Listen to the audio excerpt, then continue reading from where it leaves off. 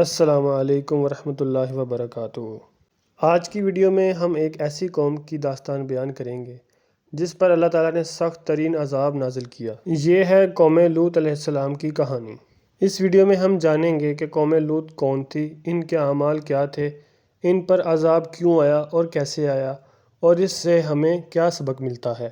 Video شروع کرنے سے پہلے اگر آپ ہمارے چینل پر نئے ہیں تو ہمارے چینل کو سبسکرائب ضرور کریں۔ ویڈیو کو آخر تک دیکھیں تاکہ ہم سب اس واقعے سے عبرت حاصل کر سکیں۔ قرآن مجید میں حضرت لوط علیہ السلام کا ذکر کئی جگہ آیا ہے۔ آپ حضرت ابراہیم علیہ السلام کے بھتیجے تھے اور اللہ تعالیٰ نے آپ کو سدوم اور عمورہ نامی شہروں کی ہدایت کے لیے نبی بنا کر بھیجا۔ یہ قوم بدترین گناہوں میں مبتلا ہو چکی تھی۔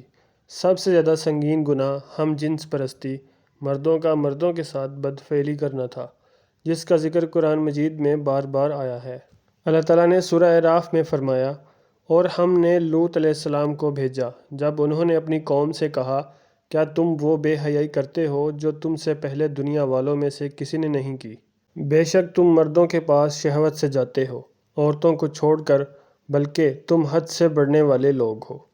اس کے علاوہ اس قوم کے لوگ راستوں پر بیٹھ کر برے کام کرتے، مسافروں اور اجنبیوں کے ساتھ بدفعلی کرتے، ہر طرح کے فحش اور بے حیائی میں مبتلا تھے۔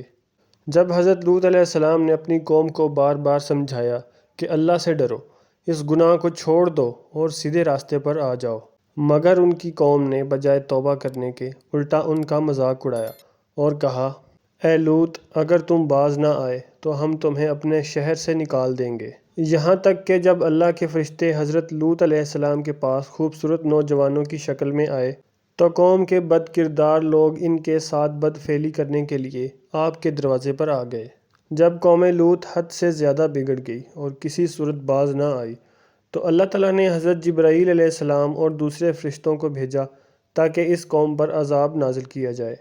قرآن و حدیث کے مطابق قوم لوط پر 4 طرح کا عذاب آیا۔ پہلا عذاب، آنکھوں کی بینائی ختم کر دی گئی۔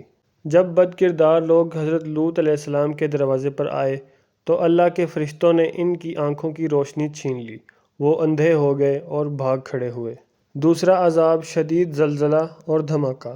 اللہ تعالیٰ نے زمین کو ہلا دیا اور ایک زوردار چیخ کے ذریعے پوری بستی کو ہلا کر رکھ دیا۔ تیسرا عذاب، زمین الٹ دی گئی۔ حضرت جبرائیل علیہ السلام نے اپنے پر سے پوری بستی کو اٹھایا اور آسمان کی بلندیوں تک لے جا کر الٹا دیا، جس سے پورا شہر تباہ ہو گیا۔ اور چوتھا عذاب، پتھروں کی بارش۔ اس کے بعد اللہ تعالیٰ نے آسمان سے جلے ہوئے پتھر برسائے جو نشان ذرہ تھے، اور یوں پوری قوم نیست و نابود ہو گئی۔ قرآن میں اللہ تعالیٰ فرماتے ہیں، اور ہم نے ان پر ایک پتھروں کی بارش برسائی، پس دیکھو مجرموں کا انجام کیسا ہوا۔ اس واقعے سے ہمیں کیا سبق ملتا ہے؟ یہ واقعہ ہمیں چند بڑے اسباق سکھاتا ہے۔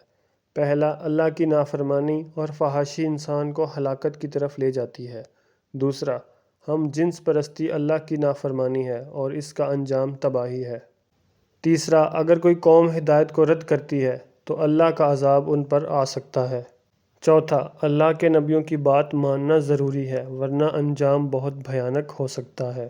دوستو، یہ ایک بہت اہم سبق ہے جو ہمیں سیدھے راستے پر چلنے کی تلقین کرتا ہے۔ اگر ہم اللہ کی نافرمانی کریں گے تو کہیں ایسا نہ ہو کہ ہم پر بھی کوئی عذاب آ جائے۔ آپ اس ویڈیو کو زیادہ سے زیادہ شیئر کریں تاکہ سب لوگ اس سے سبق حاصل کریں۔ اگر آپ کو ویڈیو پسند آئی ہو تو لائک کریں، کامنٹ میں اپنی رائے دیں اور ہمارے چینل کو سبسکرائب کرنا نہ بھولیں۔ ملتے ہیں انشاءاللہ نیکسٹ ویڈیو میں۔ اللہ حافظ۔